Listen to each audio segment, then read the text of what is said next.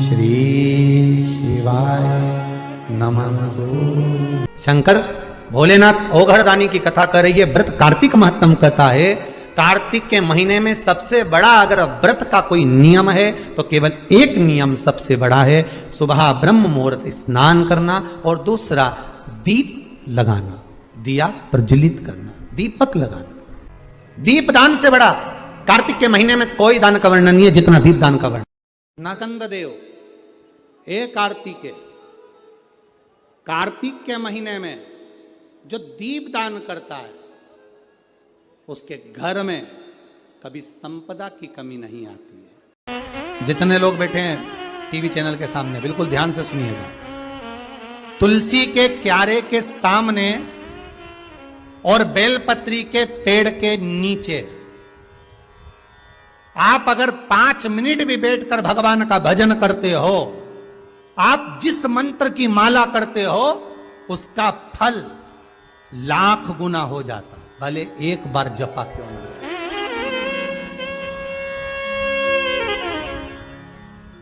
सुंदर लिखा है, कार्तिक के महीने में 10वीं तिथि को जो तुलसी की डंडी को घी में भिगोकर अपनी कामना कर कर भगवान के सामने दिए में रखकर जला देता है, दिए की तरह उससे आरती उतार देता है, कहते हैं उसका जन्म दूसरी बार पृथ्वी पर नहीं होता, वो भगवान के गोलोक धाम में जिंदगी भर के लिए विराजमान हो जाता है। विष्णु पुराण का 5वां अंश कार्तिक खंड वर्णन करता है, या स्कंद पुराण का कार्तिक खंड को उठा लीजिए, वो वर्णन करता है 24 तरह के दिए होते हैं। कितने तरह के? 24 तरह के दीप होते हैं। उस दीप में सर्वाधिक श्रेष्ठ दीप होता है तुलसी के महीने में तुलसी की डंडी से 10वीं तिथि को बत्तियों का भी क्रम है। कार्तिक पूर्णिमा के दिन लगाया गया दीपदान, किया गया दीपदान घर में संपदा की कमी नहीं आने देता। ये उसी में कहा जैसे कार्तिक के महीने में आंवले के पेड़ के नीचे लगाया गया घी का दिया, चौमुखी 4 बत्ती का दिया जो आंवले के पेड़ के नीचे कार्तिक के प्रथम दिन से लेकर कार्तिक पूर्णिमा तक जो आंवले के पेड़ के नीचे चौमुखी दिया 4 बत्ती का लगाता है, उसके घर में संपदा की कभी कमी नहीं होती महाराज। लक्ष्मी कभी कम नहीं होती, लक्ष्मी घटती ही नहीं महाराज। शिव महापुराण की कथा कहती है, विष्णु पुराण कहती है, स्कंद पुराण कहती है महाराज कि भगवान नारायण स्वयं इस जड़ के नीचे अपना विश्राम करते हैं। प्रयास करा करो, एक चुटकी हल्दी, कितनी? मात्र एक चुटकी हल्दी, आंवले के वृक्ष के नीचे भगवान हरि हर महादेव, कौन से महादेव हैं? हरि हर महादेव के नाम से रखकर उस पर पूर्व मुख कर पूर्व की ओर मुख कर जल समर्पित करना प्रारंभ कर दीजिए।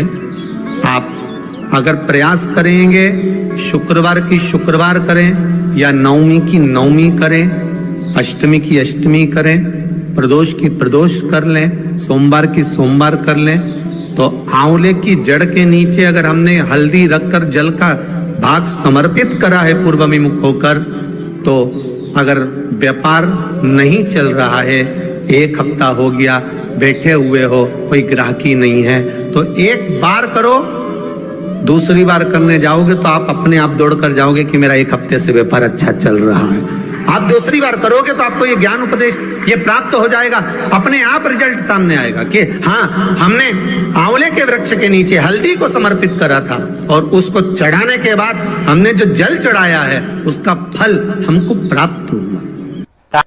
पहले से तुलसी आपके घर में अगर सूखी हो, तुलसी सूख गई हो, तो उसकी जो लकड़ी होती है उस लकड़ी का 7 लकड़ी का बंडल बनाकर दीप बना लो। लकड़ी का दीप मतलब लकड़ी पतली पतली डालियों को लेकर कच्चे सूत से उसको बांध और बांधकर घी में डुबक दो। कार्तिक के महीने में शुक्ल पक्ष की त्रयोदशी तिथि जब आए, प्रदोष का जब व्रत आए, उस दिन भगवान के मंदिर में, शिव मंदिर में नहीं, भगवान किसी भी देवता के मंदिर में, विष्णु के मंदिर में, नारायण के मंदिर में, कृष्ण मंदिर में, राम मंदिर में, किसी भी मंदिर में मंदिर ना हो तो अपने घर के मंदिर में शाम के समय पर उस तुलसी की लकड़ी का दीप, दिया भरकर उसमें घी डालकर जो दीप प्रकट कर देता है, जला देता है, दीप को प्रज्वलित कर देता है, उसके घर में कभी संपदा की कमी नहीं होती महाराज। विष्णु पुराण में स्पष्ट लिखा है। शंकर भोलेनाथ ओघड़दानी की कथा कर रही है। व्रत कार्तिक महत्तम कहता है, कार्तिक के महीने में सबसे बड़ा अगर व्रत का कोई नियम है तो केवल एक नियम सबसे बड़ा है, सुबह ब्रह्म मुहूर्त स्नान करना और दूसरा दीप लगाना, दिया प्रज्वलित करना, दीपक लगाना। दीप दान से बड़ा कार्तिक के महीने में कोई दान का वर्णन नहीं है जितना दीप दान का वर्णन कार्तिक महीने।